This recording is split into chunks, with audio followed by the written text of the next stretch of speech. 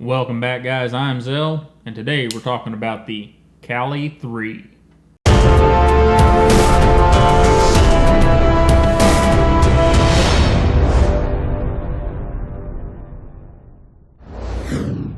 Alright guys, so this is the Caly 3. This is a C113 CFPE model with the carbon fiber scales. Now, this one is out of production to my knowledge. However, Spyderco seems to sprint run this thing fairly often. So you may come up with one with G10 or some other sort of carbon fiber or whatever, different looking scales on it. But the base knife will probably be just about the same. So anyhow, let's go through it. On this model we get carbon fiber scales, and they're somewhat slick. You know, it's something I didn't mention in the camera down, but the scales on the 3.5 they're not slick, but they're not exactly grippy. Definitely not like, say, the Chaparral, which has some really good texture to it. So anyhow, the 3 here, you know, see how we can't even get a sheen off of them? But anyhow, not terribly grippy. They're not slick per se, but they're not grippy at all. But anyhow, our hardware, all we really got is pivot screw and the screw for the pocket clip, and they are good hardware, nice deep recesses, fit pretty well. The rest of the construction is pinned. Now we roll this guy around. This is one of the beautiful parts of the Caly series. Back here, these things are just put together as smooth and as beautiful as any traditional knife guy would want. You know, it is just dang near perfect. Extremely well done.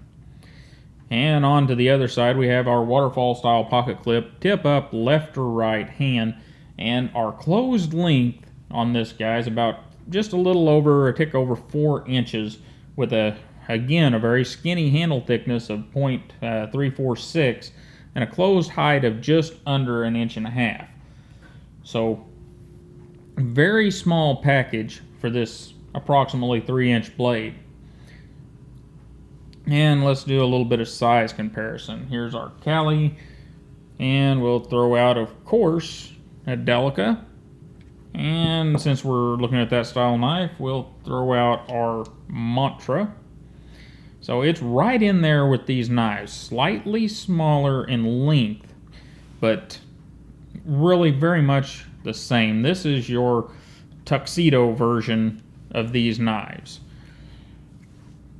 And what else can we throw out here real quick? There's our SE Zancudo. I think this thing may be disappearing soon, so get as much screen time as we can. And of course we have our Buck 110. And I've started putting that Buck 110 up there because until recently I didn't realize how many people still carry a Buck 110. So, you know, if those guys are watching, I want them to have something to compare to. So anyhow, we'll pull that guy out and go on to our blade. And our blade is where the Caly is really cool. We have ZDP 189 clad with 420J2. And what that means, you can kind of see it there. That is a piece of ZDP 189 that is clad with 420J2. So what that means is ZDP 189 is sandwiched between 2 pieces of 420J2. And what that does is that allows Spyderco to leave the ZDP 189 very hard, and the 420J2 around it is relatively soft. And also highly corrosion resistant compared to the ZDP 189. So you get a little more corrosion resistance, and you get a little more flexibility out of a clad blade like this. And our blade is, by my measurements, 2.99 inches long with an sharpened edge length of 2.6 and a blade stock thickness of 0.118, or right around 3 millimeter. So very, very nice little blade. It's your standard Spyderco leaf-shaped design with a full flat grind. Something to notice here, and I don't know how well you can kind of see it. Our flat grind is curved here. Back here at our ricasso is curved instead of being straight up and down like, say, a Mantra. Or not a Mantra, a Mannix. You see how the Mannix is pretty much straight up and down. And we're curved here. Kind of a nice touch. The stock edge, whenever I got this in, was in pretty good shape. It was definitely a Spyderco stock edge. You could cut with it. Of course, I've sharpened it since, and it's, yeah, in that crazy sharp category. And that's one of the things you can get with ZDP 189. That stuff allows you to get a super fine edge, and it is just a beautiful thing. And we're going to move on to our pause and read card. I'm going to clean up this paper, and I'll be right back with you.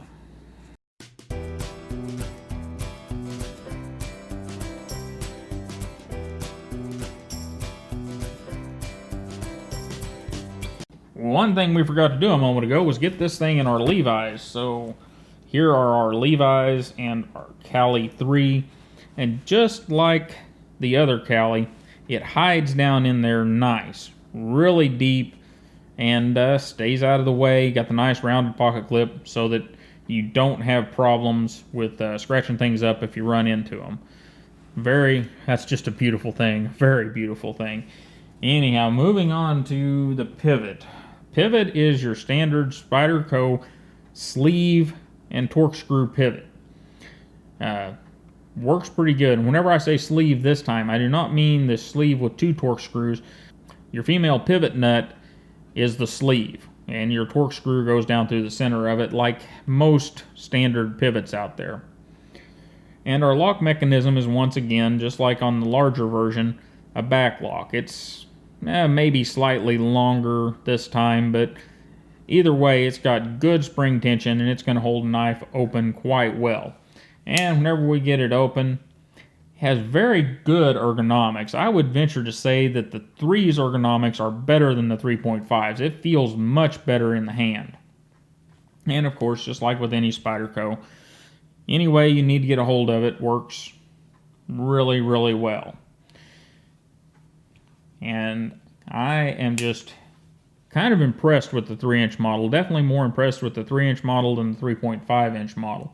Our thumb hole is in a very good place. The only problems I've come across with this knife are the action is a little gritty. Now, granted, I haven't taken it apart. I haven't tried to clean it up, but it has been oiled and it has been worked quite a bit. And there's just a little bit of grit in that action, which is not Spyderco norm. If you look at the Caly 3.5, that's super smooth, no problems.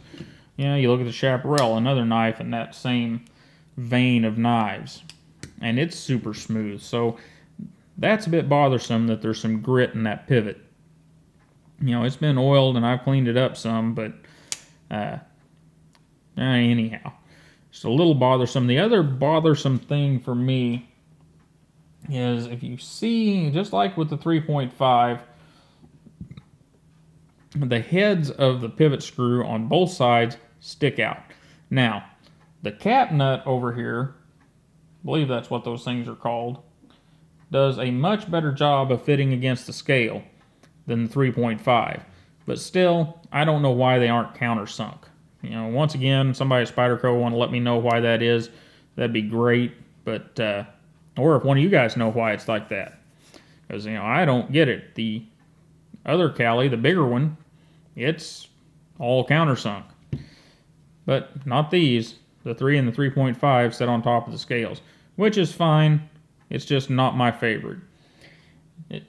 Anyhow, this is another one of those places where you got to make some decisions. Whenever this thing is available with the carbon fiber scales in this model, it MSRP is about $260 with a street of about $170. That makes it a hard sell for me whenever you've got the Mantra out there at approximately the same size and you have the ZDP 189 Delica out there. You got CPM M4 steel here, frame lock, same pocket clip. With the Delica, it's about $70 cheaper, so you've got a little bit of money if you wanted to get a deep carry pocket clip to put on the ZDP 189 version.